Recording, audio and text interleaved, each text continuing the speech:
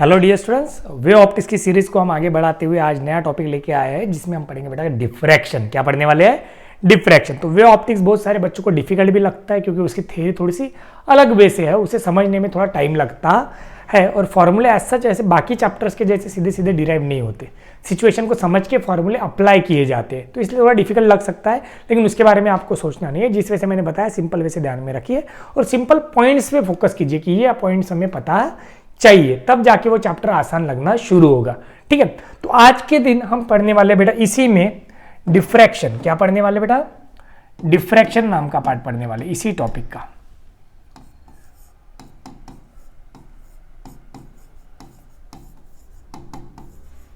What is diffraction? तो इसको समझने की कोशिश करते हैं, फिर इसे एक्सपेरिमेंटली किन लोगों ने बताया, कैसे बताया वो समझेंगे, और एक एक्सपेरिमेंटल सेटअप है जैसे यंग्स डबल स्लिट का था वैसे यहाँ पे एक हमें देखना है। तो विदाउट वेस्टिंग एनी टाइम अपन डायरेक्टली टॉपिक पे जाते हैं बेटा। तो नाम क्या है?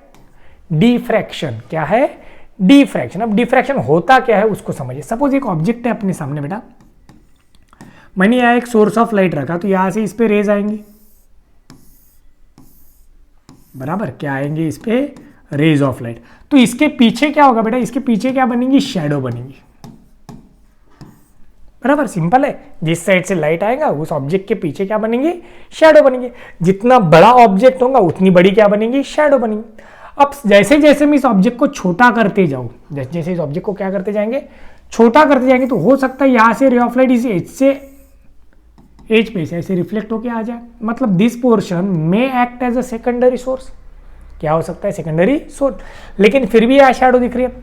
अगर मैं इस ऑब्जेक्ट को छोटा करते जाऊं, सपोज एकदम छोटा कर दिया मैंने, तो हो सकता है ये रे ऑफ लाइट इसके पीछे चली जाए एजेस पे से, मतलब यहाँ जो शैडो दिख रही थी वो शैडो दिखना क्या हो जाए बेटा? बंद हो जाए। तो एंड में हुआ क्या एक्चुअल में? जो रेज एजेस पे से रिफ्लेक्ट हुई, इनका यहां पीछे क्या हो गया बेटा? इंटरफेरेंस। क्या हो गया? इंटरफेरेंस हो गया। Diffraction is one of the type of interference. फर्क क्या है? इंटरफेरेंस में हमने पढ़ा था दो कोहेरेंट सोर्सेज से आने वाले लाइट का इंटरफेरेंस। यहां पे क्या है? दो से ज्यादा सोर्सेज रह सकते हैं। क्या हो सकते हैं? दो से ज्यादा। तो इस इंटरफेरेंस के कारण यहां जो पहले शैडो दिख रहा था बेटा, वो शैडो दिखेगा नहीं। लेकिन इसके लिए मेन कंडीशन क्या होगी? जो ऑब्जेक्ट हमने बोला था उसकी साइज बहुत छोटी होनी चाहिए। अब छोटी कितनी छोटी होगी तो हमें डिफ्रैक्शन दिखेगा? तो दिस लेंथ और size of an object should be of the order of wavelength, of the order of wavelength of light incident. क्या होना चाहिए? Of the order of wavelength of light incident. मतलब जो वेवलेंथ की length होगी, light जो आ रही है उसकी वेवलेंथ, उसके इतनी कम से कम क्या होनी चाहिए? ऑब्जेक्ट की साइज मतलब बहुत छोटा, तब जाके हमें क्या दिख सकता है बेटा? डिफ्रैक्शन दिख सकता है, अदरवाइज हमें डिफ्रैक्शन दिखेगा नहीं।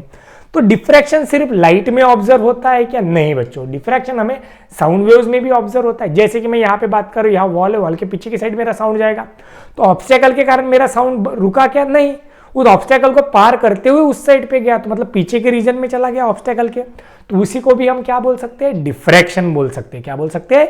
डिफ्रैक्शन। तो ये हुआ थ्योरेटिकल एक्सप्लेनेशन ऑफ डिफ्रैक्शन। अब डिफ्रैक्शन जो है ये दिया किसने बेटा? तो डिफ्रैक्शन एक्सप्लेन करने वाले दो लोग हैं, दो लोगों ने हमें बताया। एक है फ्रॉनहोफर, कौन है बेटा? एक नाम है साइंटिस्ट का जिन्होंने हमें डिफ्रैक्शन एक्सप्लेन करके बताया। एक आए हैं कौन?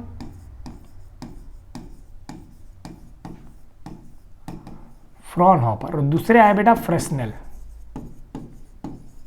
एक कौन है? Fraunhofer diffraction pattern. दूसरा कौन सा है बेटा? Fresnel diffraction pattern.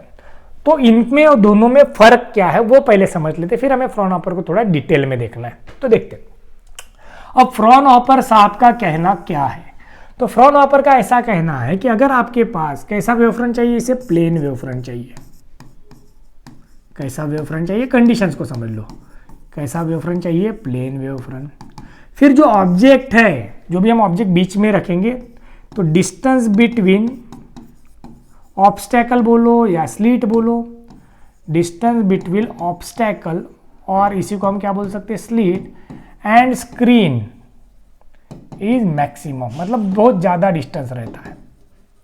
As compare to size of slit और ऑब्जेक्ट, बराबर।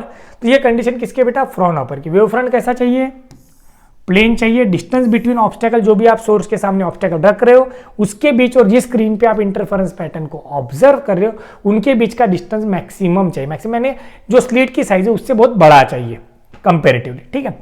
और ये प्लेन वेव फ्रंट ऑब्टेन करने के लिए लेंस का यूज करते हैं। किसका यूज करते हैं बेटा, लेंस का यूज करा किसने, फ्रॉनहोफर ने। जैसा कि हमने यंग्स डबल स्लिट में करे थे, एक सोर्स था, सोर्स से आने वाले लाइट को हमने कहा इंसिडेंट कराया था लेंस पे, फिर लेंस में से कैसे कंसीडर करे थे, सीधे।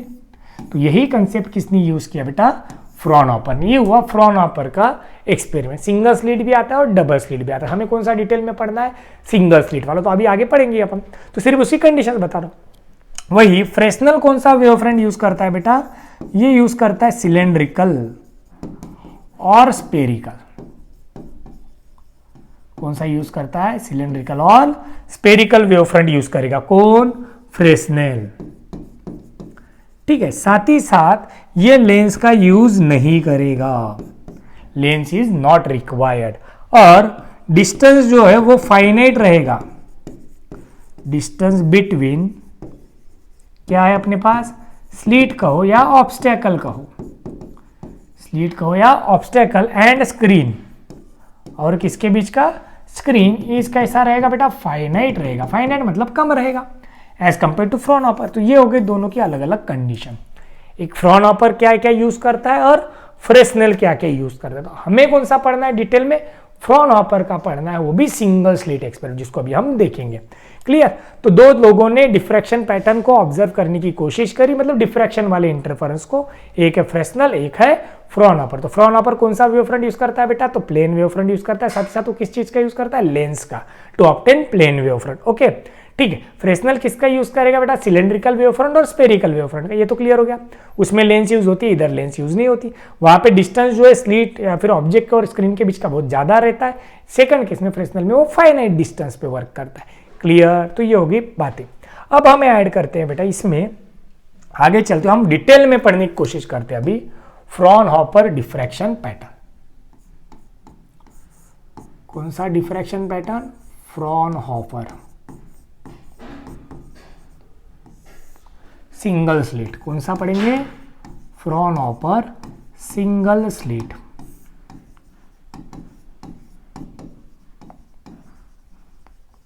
Diffraction pattern. चलो समझते हैं क्या किया इसने। पहले डायग्राम को समझते हैं। इक्वेशन बहुत छोटे, उसके पीछे की थ्योरी बहुत क्रिटिकल है, तो थ्योरी को समझना बहुत जरूरी है। ठीक है, अभी मैंने डायग्राम नहीं बनाई है क्योंकि मुझे ये डायग्राम आप लोगों को समझानी थी अच्छे से। ठीक है, देखिए बीच में निकाल दो, फिर आजू बाजू में अपन लिख लेंगे। सपोज एक अपने पास क्या है भैया, तो पॉइंट सोर्स है। क्या है, पॉइंट सोर्स। उसके बाद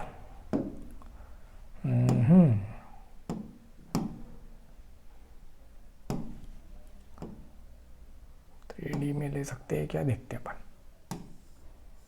ये नहीं लेंगे, चलिए शेप ले लेते हैं, 2D में ही लेते हैं, इलिप्टिकल वाला। चलो बढ़िया, ठीक है बेटा, समझना है बराबर से। अब हमने एक क्या ले लिया बेटा, एक सोर्स ले लेते हैं हम। क्या ले लेंगे, एक सोर्स ले लेंगे। मैं आपके सामने डायग्राम क्यों बना रहा हूं, आपको डायग्राम समझ में आनी चाहिए। तो आपको ये भी समझ में आना चाहिए कि डायग्राम बनाते बैठे तो टाइम लगता है, इसलिए कभी कभी मैं डायग्राम डायरेक्टली यूज करता हूं। चलो ये हो गया। अब ये होगी अपनी लेंस। क्या होगी बेटा, लेंस होगी। अभी हम एक सोर्स कंसीडर करेंगे। क्या कंसीडर करेंगे, सोर्स। एग्जैक्ट इसके सेंटर पे यहां पे मैंने एक सोर्स ले लिया। ये हो गया भैया अपना सोर्स ऑफ लाइट। अब यहां से आने वाली रेज लेंगे अपन। रेज कहाँ आएंगी, इस लेंस के ऊपर आएंगी। कहाँ आएंगी, लेंस के ऊपर। तो ये पहली रे आ गई, समझिए।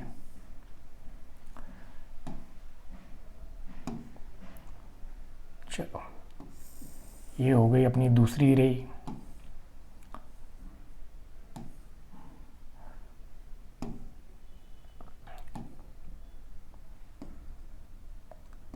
चलो ये हो गई अपनी तीसरी रे। ऐसे ही नीचे की साइड में ले लेते बेटा, कहाँ ले लेते हैं, नीचे की साइड में।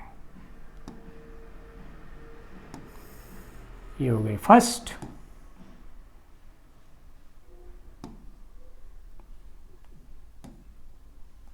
ये हो गई सेकंड। ठीक है, सबको समझ में आ गया, दिख रहा है कैसे ड्रॉ करा, तो आपको क्लियरिटी आ जाएंगी। ये हो गई। तो ये अपन ने क्या यूज करी बेटा, यहाँ पे डबल कॉन्वेक्स लेंस। अब इसका बेनिफिट क्या हुआ, इसका बेनिफिट ये हुआ बेटा कि ये जो वेव्स आई है ये स्पेरिकल थी, अब ये क्या हो जाएंगी, अपनी प्लेन वेव फ्रंट में कन्वर्ट होकर सीधी जाएंगी। कैसे जाएंगी आगे, सीधी। चलो तो ये हो गई पहली, जाने दे थोड़ा और आगे।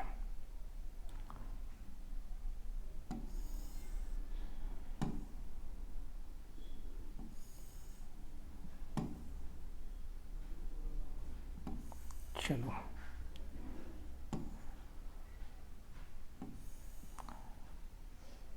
ठीक है भैया, ये हो गया अपना प्लेन वेव फ्रंट मिल। अब इसमें हम क्या कर देंगे, सपोज इसमें हमने क्या डाल दिया बेटा, एक स्लिट डाल दी। क्या डाल दिए, एक स्लिट प्लेस करनी है हमें, जो इसके बीच में रहेंगी। तो सपोज वो है ए से लेके बी तक। समझने की कोशिश करते हैं।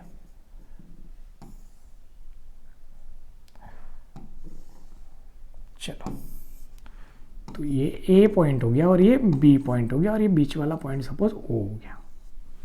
ये अपनी क्या बन गई, स्लिट बन गई। क्लियर। चलो अब इसमें हम रेस बढ़ा भी सकते हैं, मैं एक दो रेस और ले लेता हूँ एडिशनल, समझने के लिए थोड़ा और अच्छे से, सो दैट हमें इंटरफेरेंस पैटर्न बढ़िया दिखे। इसमें अपन रे बढ़ा देते हैं थोड़ी सी।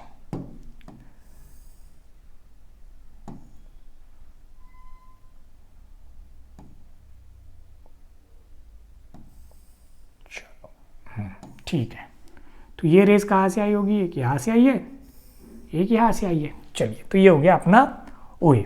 अब ये कहाँ जा रहा है बेटा, तो इसके सामने भी हमने एक लेंस ले ली, इसके सामने भी हमने क्या ले ली, एक लेंस पुट कर दी।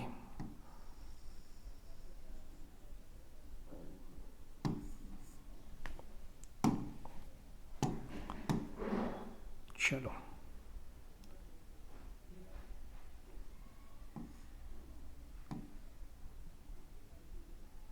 हाँ, अभी हमने दूसरी लेंस पुट कर दी। ठीक है, तो अब इसका कहना ऐसा है कि इसमें से कुछ रेस सीधी गई, कुछ का क्या होगा, यहाँ पे कॉन्वर्ज होके कहाँ मिलेंगी, स्क्रीन पे मिलेंगी। कहाँ मिलेंगी बेटा, स्क्रीन पे मिलेंगी। कहाँ से कॉन्वर्ज होके मिलेंगी, तो यहाँ से। देखो बहुत टाइम लगेगा बेटा, डायग्राम बनाते हुए बताना बहुत टाइम लगता है, नहीं तो कोई बच्चे बोलेंगे सर इतना टाइम पास क्यों करें। अरे आप लोगों को फिर ऐसा भी लगता है कुछ कुछ बच्चों को कि सर डायग्राम पे से सिर्फ बता रहे, बनती कैसे, वो तो बताया नहीं।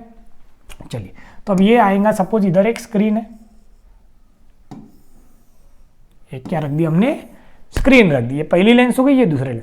अब ये स्क्रीन कहाँ रखे बेटा, इसके फोकस पे। कहाँ रखी, इसके फोकस पे। पर इसमें से आने वाली अब कुछ रेस क्या होगी, सीधे सीधे आगे चली जाएंगी और कॉन्वर्ज हो जाएंगे बेटा एक पॉइंट पे।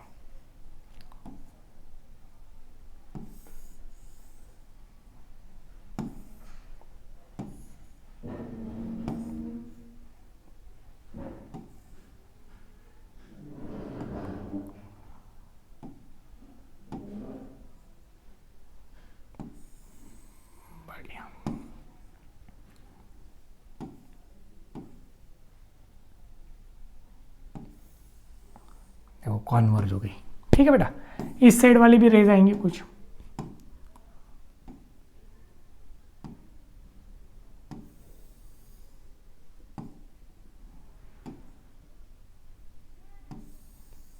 चलिए, तो ये पॉइंट मिला सपोज हमें P0।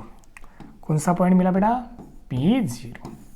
ठीक है, क्लियर हुआ। ये रेज आ रहे थे, ये स्लिट हमने प्लेस करी ए से बी, इसमें से आने वाले सेकंड लेंस में गए, यहां से कॉन्वर्ज होके यहां मिल गए। क्लियर हुआ। ठीक है, तो ये मिल गया बेटा पॉइंट P। अब इसको ब्राइट कंसीडर करना है, डार्क कंसीडर करना है, उसके बारे में अपन डिस्कशन करें। अब ये क्या हुआ, ए और बी से आने वाली रेस P0 पॉइंट पे सेम टाइम पे गिरी। कैसे गिरी, सेम टाइम पे, मतलब APO और BPO क्या होगा, सेम होगा। इसमें कोई पाथ डिफरेंस नहीं है पहली कंडीशन में। ठीक है। तो ये इंटरफेरेंस पैटर्न कैसा हो गया बेटा, कंस्ट्रक्टिव हो गया बोलेंगे अपन, क्या बोलेंगे, कंस्ट्रक्टिव, क्योंकि ए से आने वाली रे और बी से आने वाली रे एक ही समय पे कहां पहुंची, P0 पे। तो इस केस में जो इंटरफेरेंस पैटर्न है वो कैसा हो गया बोलेंगे बेटा अपन, कंस्ट्रक्टिव हो गया। सिंपल वैसे ध्यान में रखिए, कौन सा हो गया, कंस्ट्रक्टिव। अब मैंने क्या किया, थोड़ा सा इस रे को, यहां से आने वाली रेस को थोड़ा सा इंक्लाइन कर देते, अभी क्या कर देते, इंक्लाइन कर देते, तो क्या फर्क पड़ेगा वो हमें देखना है।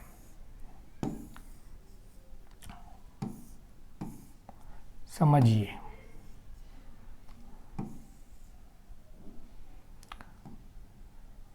अब हर एक रे को हम क्या देते थे, थोड़ा सा एंगल दे देते, थोड़ा अलग पेन यूज करते हैं। चलिए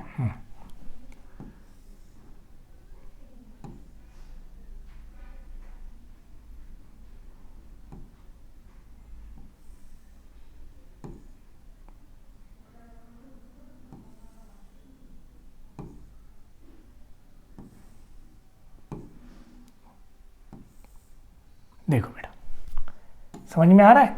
तो यहां पे जो एंगल हम दे रहे हैं, सपोज ये एंगल है थीटा, कितना एंगल है बेटा, थीटा, इतना एंगल हमने दे दिया, कितना एंगल दे दिया, थीटा। अब ये सारी रेस कहीं तो भी एक पॉइंट पे जाके मिलेंगी। अब इनका भी क्या होगा, थोड़ा सा चेंज होगा, डेविएशन आएगा।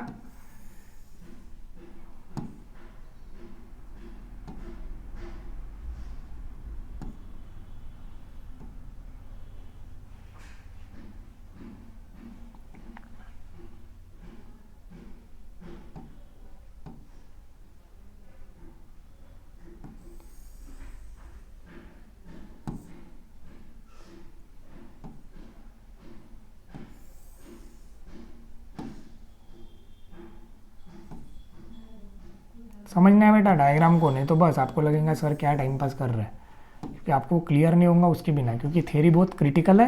तो ये डायग्राम पे से आपको समझ में आ जाएंगे हुआ क्या, इसी को थ्योरी में बहुत सारा ऐसा पुट करके दिया टेक्स्ट बुक में।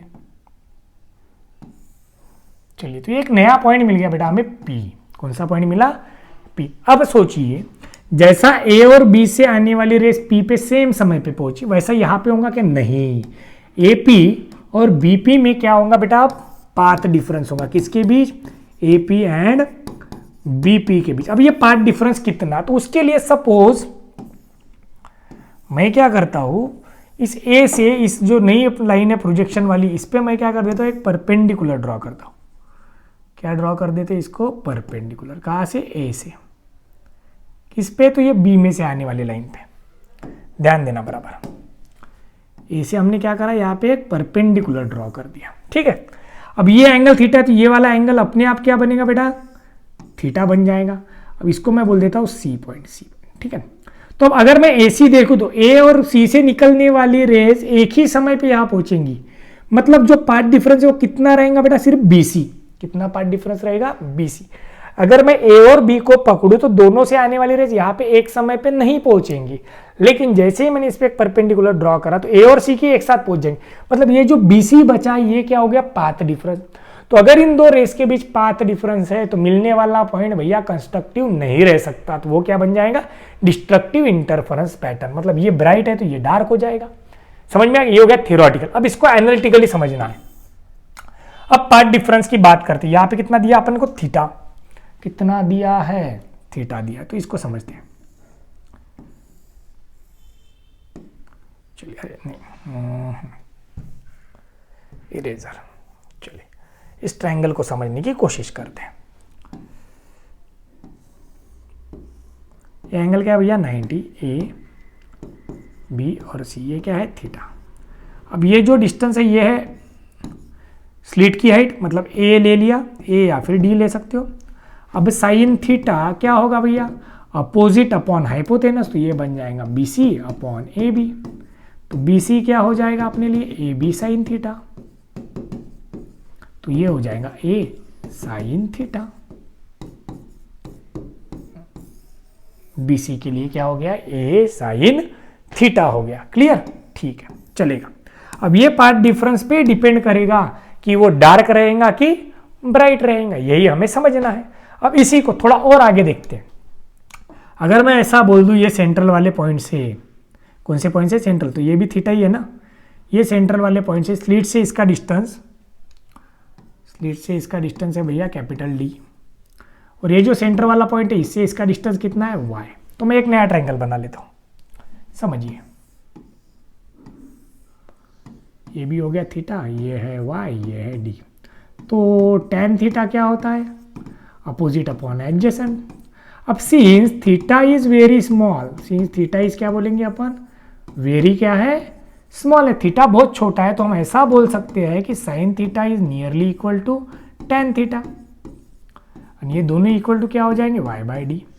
तो मतलब साइन थीटा क्या था अपने पास, ये आ जाएगा sine theta is equal to y by D. समझ में आ गया, sine theta is equal to क्या आ गया बेटा, y बाई डी। तो ये जो पार्ट डिफरेंस है अपना BC, ये क्या हो जाएगा, AY बाई डी हो गया। पाथ डिफरेंस क्या हो गया, AY बाई डी। अब ये कंडीशन हो गई पाथ डिफरेंस की। अब पॉइंट ब्राइट है कि डार्क है उसके लिए हमें कंडीशन लगाना है। क्या लगाना है, कंडीशन। तो यहाँ पे कंडीशन ऐसी कंसीडर करा फ्रेस्नेल ने, फ्रेस्नेल का कहना ऐसा पड़ा, ये मिटा देता मैं, यहीं पे लिखता हूँ सो दैट आपको सारी चीजें क्लियर रहे। तो फ्रेस्नेल का कहना ऐसा पड़ा बेटा कि जो पाथ डिफरेंस है, क्या है, पाथ डिफरेंस है, अगर पॉइंट ब्राइट है, अगर पॉइंट क्या है, ब्राइट है, फॉर ब्राइट पॉइंट,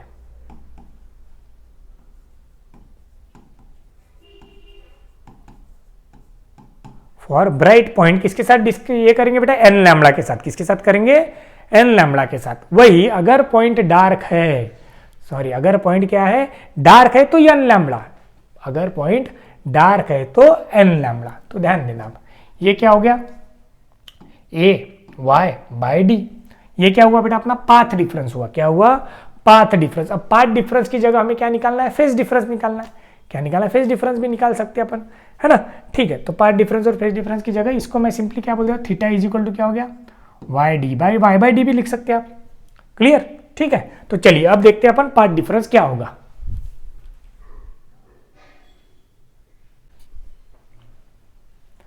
चलो भैया, तो अब फॉर ब्राइट पॉइंट और फॉर डार्क पॉइंट हमें याद रखना है।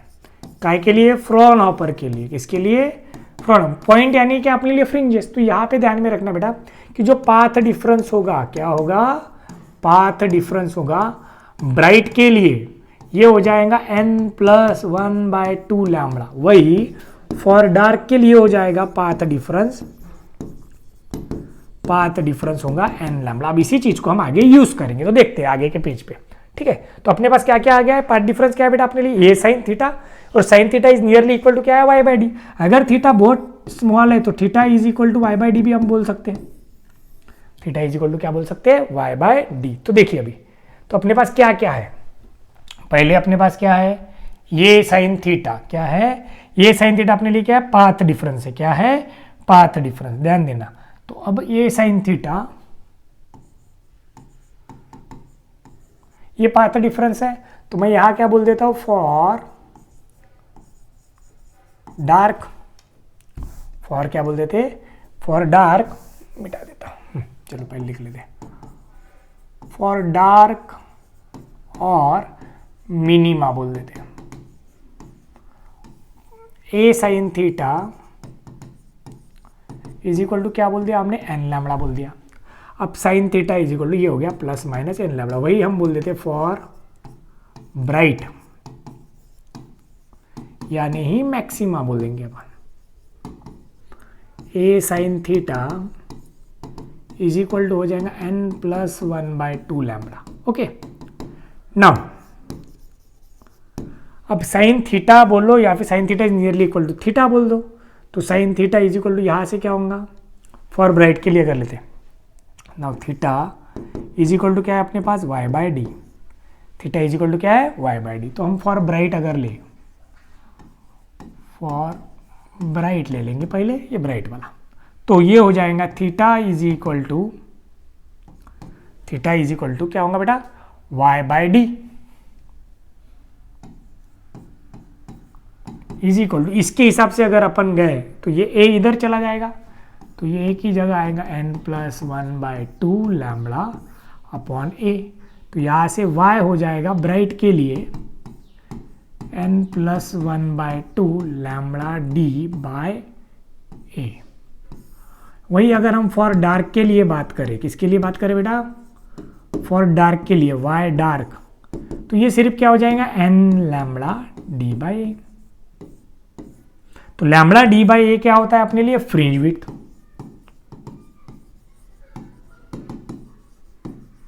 फ्रिंज विड्थ डब्ल्यू क्या होगा, लैम्बडा डी बाई, देखो वहां पे भी था यंग्स डबल स्लिट में ये डी था, तो इसको अभी क्या नाम दे दिया, ए नाम दे दिया।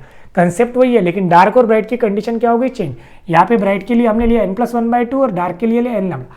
वहां पे ब्राइट के लिए n लैम्बडा था और इधर n-1/2 था। समझ में आया, डार्क के लिए n-1/2 था और ब्राइट के लिए n लैम्बडा, तो वो फर्क ध्यान में रखना। क्लियर, तो ये हो गया अपना ब्राइट स्पॉट की पोजीशन, ये हो गई अपनी डार्क की पोजीशन। क्लियर। अब इसमें एक चीज आती है बेटा जिसे बोलते हैं सेंट्रल फ्रिंज विड्थ। तो सेंट्रल फ्रिंज विड्थ मतलब ये ऐसा सपोज सेंट्रल में मैक्सिमा है, ये मैक्सिमा मिला, ये मिनिमा है, ये भी मिनिमा है, तो ये मिनिमा और ये मिनिमा के बीच का डिस्टेंस, तो ये सेंट्रल फ्रिंज विड्थ हो जाता है बेटा ट्वाइस डब्ल्यू। तो सेंट्रल फ्रिंज विड्थ रहेगा अपना ट्वाइस लैम्बडा डी बाई ए। तो ये ध्यान में रखना है, बीच में क्या मिला हमें, मैक्सिमा, फिर इधर मिनिमा, फिर ये ऐसे जा रहा है दोनों साइड पे, तो ये कंसेक्यूटिव दो मिनिमा के बीच का डिस्टेंस है ना। तो ये हो जाएगा अपने लिए कौन बेटा, सेंट्रल फ्रिंज विड्थ। कौन सी फ्रिंज विड्थ, सेंटर। तो ये कंडीशन ध्यान में रखना है, इसको लिखना है फटाफट, एक्सपेरिमेंट जल्दी आसान लगेगा। टेक्स्ट बुक की थ्योरी पढ़ते रहोगे तो दिमाग खराब हो जाएगा कि हाफ क्यों लिया, ट्वाइस क्यों लिया, थ्राइस क्यों लिया, नहीं उतने क्रिटिकल इसमें मत जाओ, कंडीशन को समझ लो। कंस्ट्रक्टिव कब मिलता है, डिस्ट्रक्टिव कब मिलता है, डिस्ट्रक्टिव में पार्ट डिफरेंस आता है इसलिए डिस्ट्रक्टिव मिलता है, कंस्ट्रक्टिव में पार्ट डिफरेंस आता नहीं तो इसलिए वो कंस्ट्रक्टिव इंटरफेरेंस मिलता है। फिर ब्राइट और डार्क की सीधे कंडीशन, ये साइन थीटा तो हमें मिल चुका है, पार्ट डिफरेंस यानी क्या हुआ है, ये साइन थीटा। तो ये sine theta is equal N lambda लेना है डार्क के लिए और n+1/2 लैम्बडा लेना है काय के लिए, ब्राइट के लिए। फिर उसी साइन थीटा को हमने थीटा समझ लिया, थीटा यानी क्या हो गया, y/d। Sine theta is nearly equal to क्या हो गया, थीटा, जिसको y/d पुट किया तो उस पे से हमें ये मिल गया। इसी थीटा की जगह y/d आ गया बेटा, तो ये इधर चला गया, यहाँ पे भी y/d पुट कर ये नीचे चला गया। समझ में आया, तो वहां से हमें y/d मिल गया, तो वहां से y मिल गया।